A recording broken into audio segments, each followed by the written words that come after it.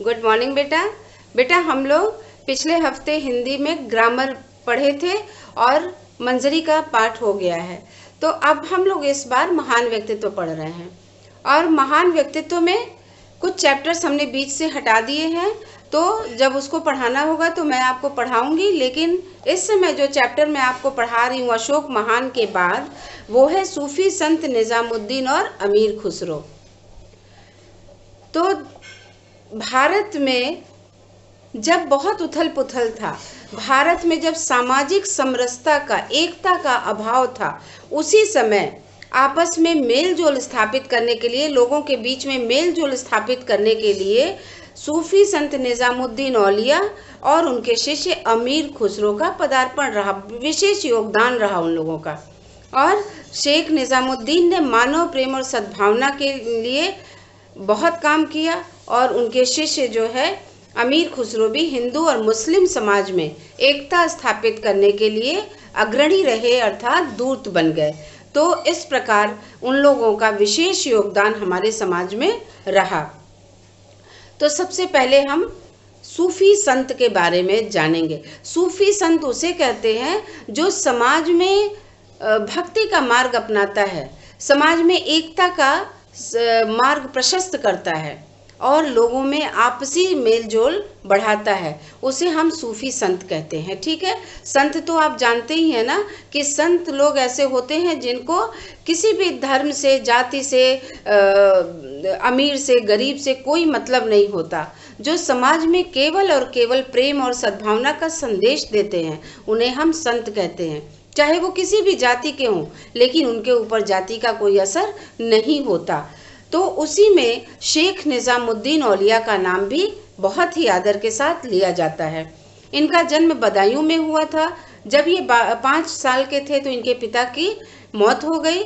उसके बाद इनका लालन पालन जो है इनकी माता ने किया, इनको शिक्षा भी इनकी माता ने ही दिया। और माँ का प्रभाव जो था, माँ के आध्यात्मिक विचारों का प्रभाव इनके ऊपर विशेष रहा। अध्यात्म का मतलब होता है परमात्मा और आत्मा से संबंध रखना, परमात्मा और आत्मा से संबंध रखना, उसे हम अध्यात्म कहते हैं। तो वे अपने कुछ दिनों के बाद वे अपनी जो प्रारंभिक शिक्षा थी, शुरू की शिक्षा थी, उसको ग्रहण करने के बाद अपने माँ के साथ फिर दिल्ली चले आए और वहाँ उन्होंने शिक्षा ग्रहण की दिल्ली में और फिर वो एक विद्वान बन गए। उस समय एक सूफी संत जो हजरत ख्वाजा फरीदुद्दीन थे, उनकी विशेष चर्चा थी। लोग दूर दूर से उनसे मिलने आते थे। वे अजोधन में रहते थे। वे अजोधन में जो रहते थे वो जगह आज हमारे भारत में नहीं है, वो पाकिस्तान में है। पाकिस्तान में क्यों? उस समय भारत और पाकिस्तान का बंटवारा नहीं हुआ था।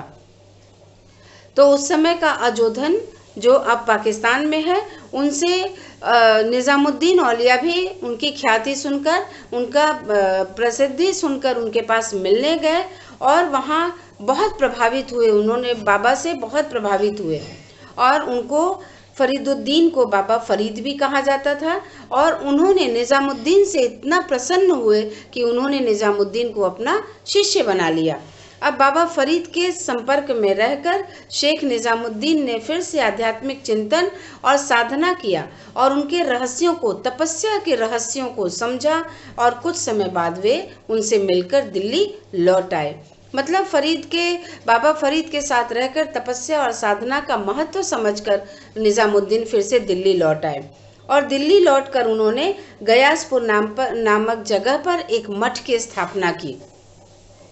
मठ उसे कहते हैं बेटा जहाँ साधु संत रहते हैं, जो सन्यासी लोग रहते हैं। तो वो आज नई दिल्ली में है और आज भी वो हजरत निजामुद्दीन के नाम से जाना जाता है। अब वहाँ जो है दिल्ली के लोगों के लिए आज भी वो श्रद्धा का केंद्र बना हुआ है। लोग वहाँ हमेशा जाते हैं और अपनी मन्नत मांगते हैं जो पूरी होती है। तो 1265 ईस्वी में 1265 में बाबा फरीद का निधन हो गया, अर्थात उनका देहांत हो गया। और उसके बाद निजामुद्दीन उनके शिष्य थे, इसलिए उनको उनका उत्तराधिकारी घोषित कर दिया गया। जैसे अब राजा का चुनाव होता था ना, तो जब राजा का देहांत हो जाता था, राजा की मौत हो जाती थी, तो उनका बड़ा पुत्र गद्दी संभालता था। तो उसी प्रकार जो निजामुद्दीन भी बाबा फरीद के शिष्य थे और बहुत ज़्यादा उनके संपर्क में थे, इसलिए उनको उनका उत्तराधिकारी घोषित कर दिया गया कि उनके निधन के बाद जो जगह खाली है वो उस पर बाबा निजामुद्दीन औलिया का अधिकार होगा। तो अब आसपास के क्षेत्र में भी वो बहुत प्रसिद्ध हो गए। लोग दूर दूर से उनके दर्शन करने के लिए आते थे। और जो निजामुद्दीन को जो है कविता में बहुत रुचि थी। उनकी खानकाह का अर्थ होता है मठ, और मठ का मैंने आपको बता दिया अर्थ कि जहाँ साधु संत रहते हैं उसे हम मठ कहते हैं। उसमें कव्वाली का उस समय बहुत प्रचलन था। कव्वाली अब तो इस समय कव्वाली का बहुत प्रचलन नहीं है। अब आप पिक्चर में एक आध पिक्चर में देख सकते हैं कव्वाली, या फिर स्कूलों में प्रोग्राम होता है तो कव्वाली दिखाई जाती है, नहीं तो पहले कव्वाली का विशेष महत्व था।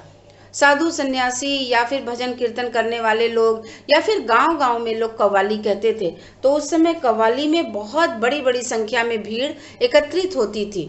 तो मठ में जब उनके कव्वाली होती थी तो बहुत दूर दूर से लोग उस कव्वाली को सुनने आते थे। और निजामुद्दीन जो थे वो गरीबों के मसीहा थे। गरीबों के प्रति उनके मन में बहुत प्रेम थी, बहुत दया थी।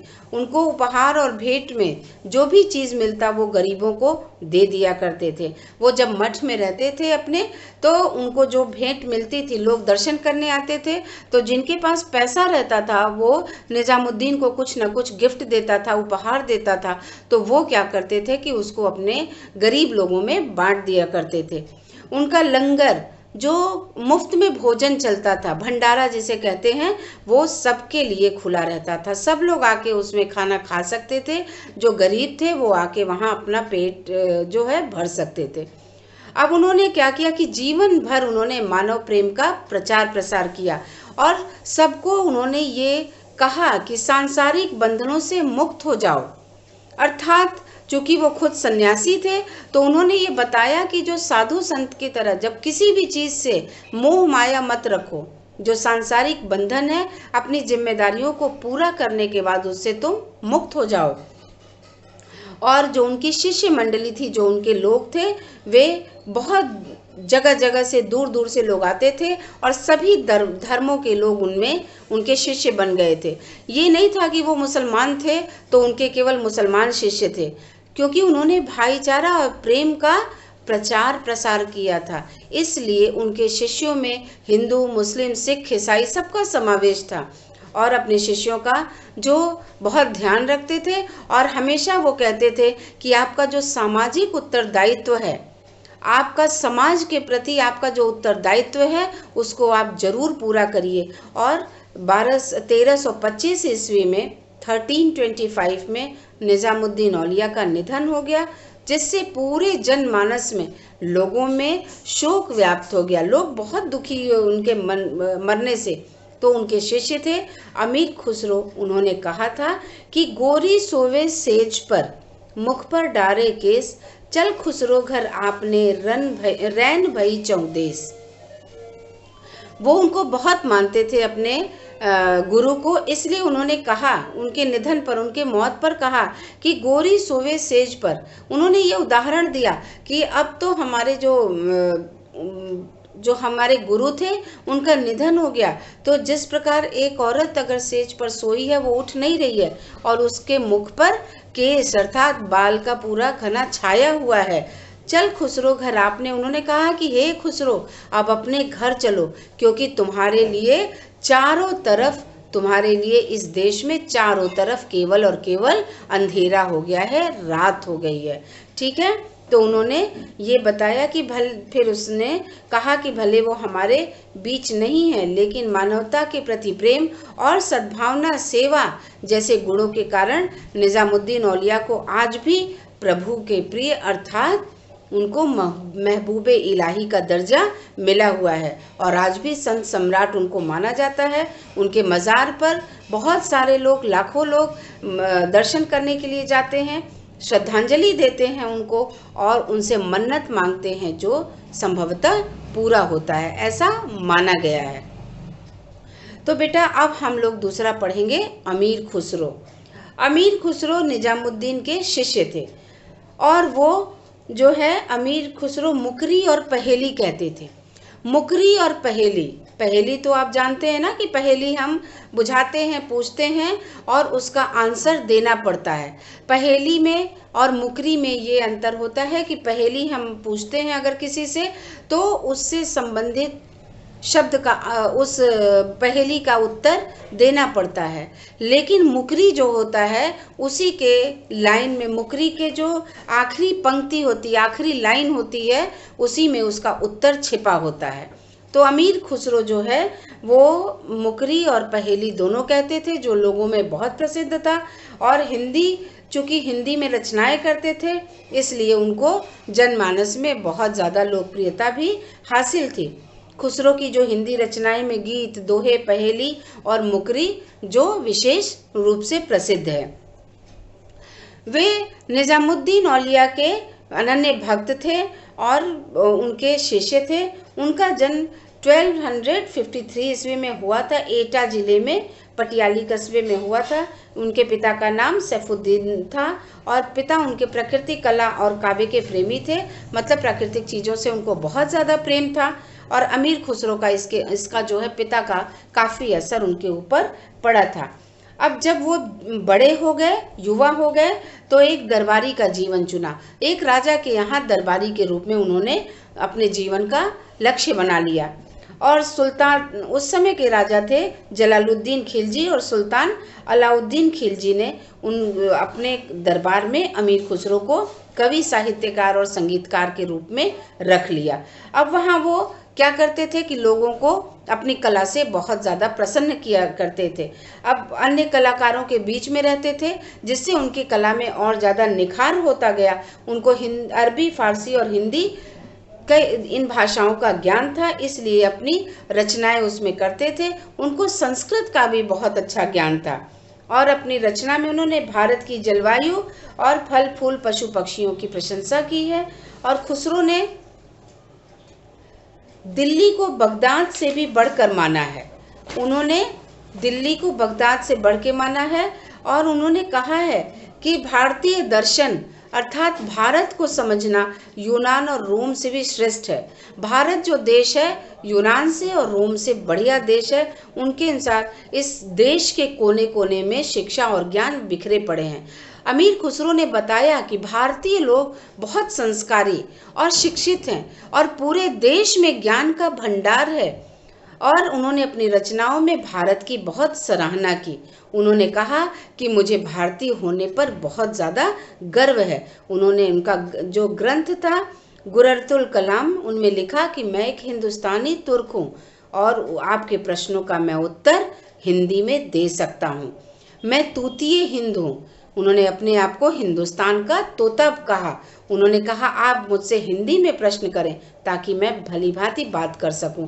अब उनसे लोग अरबी फारसी में बात करते थे तो उनको लगता था कि लोग मुझे हिंदुस्तान का नहीं समझते, इसलिए उन्होंने अपने आप को हिंदुस्तान का तोता मान लिया।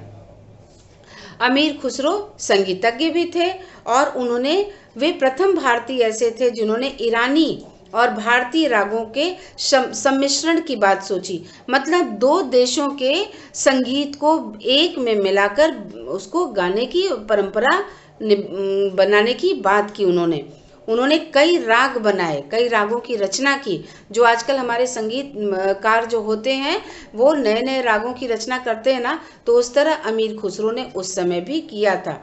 उन रागों से हिंदू और मुस्लिम दोनों में अब उन दोनों संस्कृतियों का प्रतिनिधित्व किया।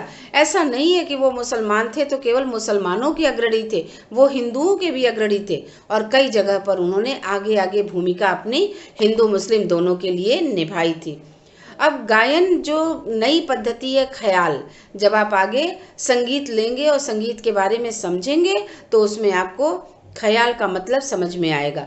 तो जो एक पद्धति, एक तरीका है ख्याल, अमीर खुसरो की देन है, जिसे आज भी लोग पसंद करते हैं और उसका प्रयोग करते हैं। उन्होंने भारतीय वीणा जो बजाते हैं ना, जो सरस्वती माँ के हाथ में है, आपने देखा होगा, वीणा और ईरान का तंबूरा दोनों का संयोग किया, मिलाया और एक नए जो उसका आविष्कार किया, उसे हम सितार कहते हैं।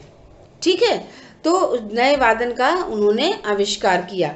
अब उन्होंने मृदंग को सुधार कर तबले का रूप दिया। पहले लोग मृदंग बजाते थे साधु सन्यासी लोग, फिर उसको सुधार कर उन्होंने उसको तबले का रूप दिया।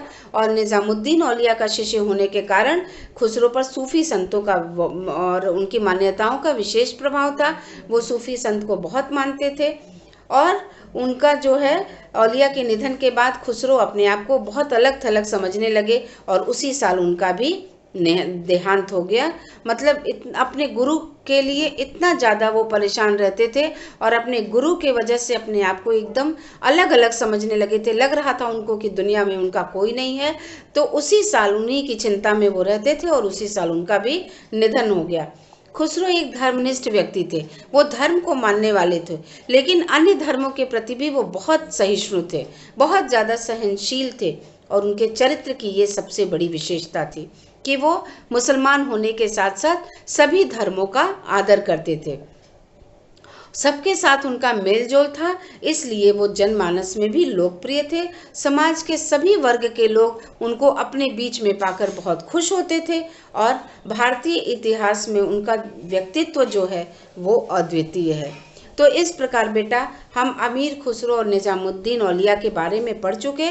अब इसका पीडीएफ भी भेज देंगे। अगर हम इसका पीडीएफ नहीं भेजते हैं तो फिर मंडे को आपको पीडीएफ मिल जाएगा। ठीक है बेटा, थैंक यू।